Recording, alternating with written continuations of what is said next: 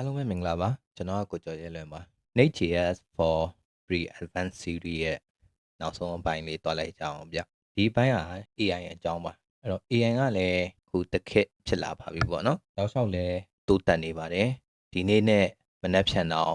ကျွန်တော်တို့ AI အကြောင်းတွေပြောတဲ့အခါမှာတွေးခေါ်ပုံတွေခံယူချက်တွေသုံးနှုန်းတဲ့စကားတွေကအစမတူတော့ပါဘူးတောက်လျှောက်တိုးတက်ပြောင်းလဲနေပါတယ်ပေါ့နော် AI model တစ်ခုနဲ့တစ်ခုကြားမှာလည်း improve ဖြစ်လာတာကအရန်ကိုမြန်လွန်ပါတယ် modern web development ဘိုင်းမှာလည်း AI ကိုတွဲချိတ်ပြီးတော့အသုံးပြုတဲ့အခါမှာခုချိန်ထိတော့ stable ဖြစ်တယ်လို့ကျွန်တော်တော့မခံယူသေးဘူးပေါ့နော်ဘာဖြစ်လို့လဲဆိုတော့တောက်လျှောက်ပြောင်းလဲနေတော့ဒီဘက် technology အရင်ကျွန်တော်တို့ web technology တွေဘက်ကလည်း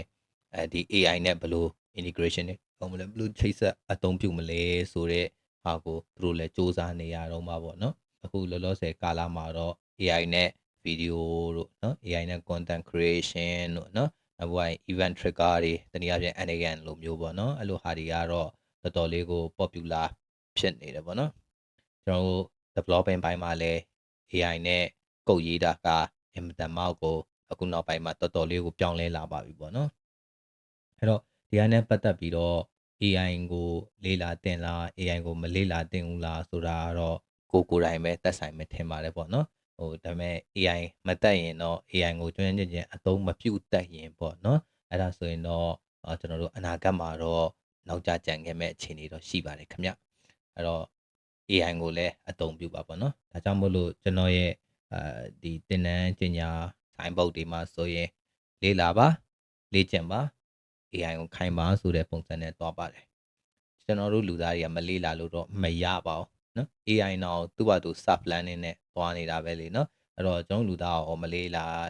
တင်ဘူးလားပေါ့နော်လေ့လာဖို့လိုပါတယ်ဘယ်ဟာတစ်ခုမဆိုပါဥပမာကျွန်တော်ဆိုရင် graphic designer ပဲထားပါတော့အဲ့ဒီဘက်ကိုကျွန်တော်မကျွမ်းကျင်ပါဘူးအဲ့ဒါကိုကျွန်တော်မကျွမ်းကျင်ဘဲနဲ့တွားပြီးတော့ငါ့ကိုဟိုလိုလုပ်ပေးပါဒီလိုလုပ်ပေးပါကျွန်တော်ဒီ graphic နဲ့ပတ်သက်တဲ့ design နဲ့ပတ်သက်တဲ့အသုံးအနှုန်းတွေကျွန်တော်မသိဘူးလေနော်မသိတော့ကျွန်တော်ဘယ်လိုတွားခိုင်းမလဲ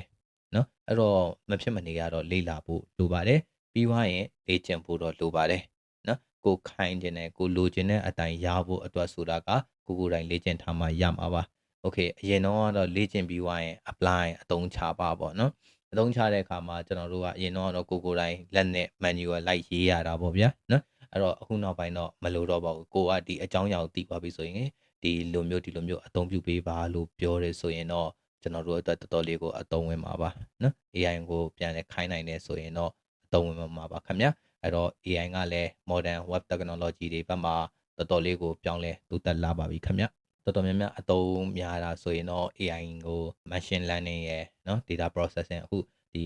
ကျွန်တော်တို့ data analyst တို့ဘက်မှာဆိုရင်ဒီ data လေးကိုပြောင်းလဲလာပြီလေနော်ဘာဖြစ်လို့လဲဆိုတော့ AI အစဟိုကအဲ့ကစခဲ့တာဗျာနော်နောက်များစွာတော့ data တွေအများကြီး data တန်းချီတွေကိုလူတွေက classify လို့ခေါ်မှာပေါ့နော်ခွဲခြမ်းစိတ်ဖြာတဲ့အခါမှာအချိန်2ပတ်တန်ဒီ3ပတ်တန်ဒီအချိန်ယူရမယ့်အချိန်မှာ AI က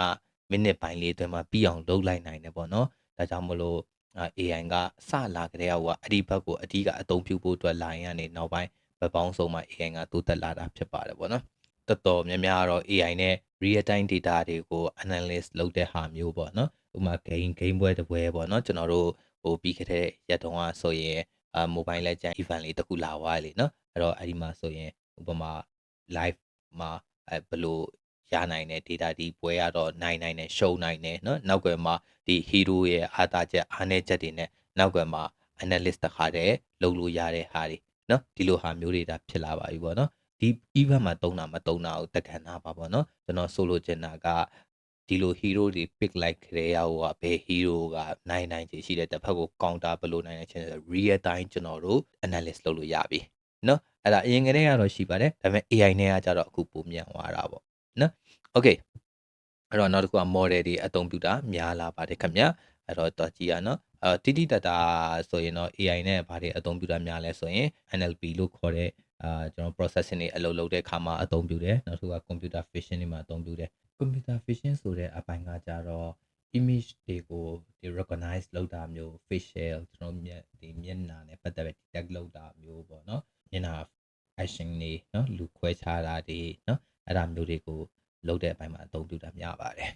တော်တော်များများအခုနောက်ပိုင်းဗီဒီယိုတွေကြည့်တဲ့ခါကျရင်တတိထားမိကြလိမ့်မယ်လို့ထင်တယ်ပေါ့နော်ဥပမာလမ်းပေါ်မှာလူတွေတွားနေတဲ့ CCTV ကင်မရာကနေလှမ်းဖန်ထားတယ်အဲ့ဒီလူရဲ့ဒီမျက်နှာစကန်ကိုနော် AI နဲ့ detect လုပ်လိုက်တာမျိုး point လေးတွေထားပြီးတော့လေအဲ့လိုမျိုးနောက်တစ်ခုကတရုတ်နိုင်ငံလိုများဆိုရင်ចောင်းသားတွေနော်ចောင်းဝင်လာတာနဲ့ကို AI နဲ့ detect လုပ်ပြီးတော့ဒီចောင်းသားရဲ့ဒီနေ့ပျော်ရွှင်မှုဝမ်းနည်းမှုနော်ဒီလိုမျိုးဟာတွေဒီចောင်းသားရဲ့ energy ဒီလို classify လုပ်တာတွေကအစားလုပ်လာနိုင်ပြီလေနော်အဲ့တော့နောက်တစ်ခုကကျတော့ recommendation system လေးပါကိုယ့်ရဲ့ e-commerce platform တွေ media platform တွေဘယ်လိုလုပ်လိုက်တယ်ဆိုရင်ဘယ်လို content လေးတွေဘယ်လိုဟာလေးတွေတင်လိုက်တယ်ဆိုရင်တော့ဘယ်လောက် reach ရောက်နိုင်တယ်ဘယ်လိုမျိုးတိုးတက်လာနိုင်တယ်ဘယ်လိုမျိုးရောင်းရနိုင်တယ်เนาะဒါ CM marketing ဘက်မှာလည်းတော်တော်များများအသုံးပြုလို့ရပါတယ်နောက်တစ်ခုကကျတော့ automated decision making ပါ okay အဲ့တော့နောက်တစ်ခုကကျတော့အခုလောလောဆယ် application ဘက်မှာဆိုရင်ဒီ chatbot လေးတွေပါလာတယ်ပေါ့เนาะအရင်တော့ကကျွန်တော် live chat ဆိုတာအရင်ကတည်းကရှိပါတယ်เนาะအဲ့တော့ live chat ရဲ့အရင်တော့ကအလုပ်လုပ်ပုံတွေကကြတော့ဗျာတစ်ဖက်မှာ operator ဝန်ထမ်းတွေရှိတယ်ပေါ့เนาะအဲ့တော့ operator ဝန်ထမ်းတွေကဘာလုပ်ရလဲဆိုတော့တနေ့ကုန်သူ့ရဲ့အလုပ်ချိန်ပဲထားပါတော့ဗျာအဲ့ဒီအလုပ်ချိန်က7နာရီကနေပြီးတော့9နာရီအထိဆို7နာရီ9နာရီအထိသူကဘာလုပ်ရလဲဆိုတော့ထိုင်နေရတယ်ထိုင်ပြီးတော့ customer message သူ့ account ပေါ့เนาะသူ့ account တွေကိုတစ်ဖက်က message ဝင်လာတာ ਨੇ ဘာလဲသူက live service ပေးရတယ်เนาะအခုနောက်ပိုင်းကျတော့အဲ့လိုမဟုတ်တော့ဗျအဲ့ဒီလူနေရာမှာဘာလို့အစားဝင်လာလဲဆိုတော့ AI model တွေအစားဝင်လာတယ်သူ့ကို train ထားတယ်ဘယ်လိုမျိုးမင်းကတော့ဘယ်လိုပါဥပမာပေါ့နော်ကိုက software ရောင်းတဲ့ AI ဒီ model ဆိုရင် okay မင်းက software ရောင်းတဲ့ AI agent ဖြစ်တယ်ဒါကြောင့်မလို့အဲ့လိုမျိုး service ပေးတဲ့ပုံစံနဲ့ဖြည့်ပေးပါဆိုသူကအဲ့ဒီဟာနဲ့ပတ်သက်ပြီးတော့ဖြည့်ပေးတယ်နော်အဲ့လိုမျိုးနောက်ကမှ train ထားတာပေါ့နော် train ထားပြီးတော့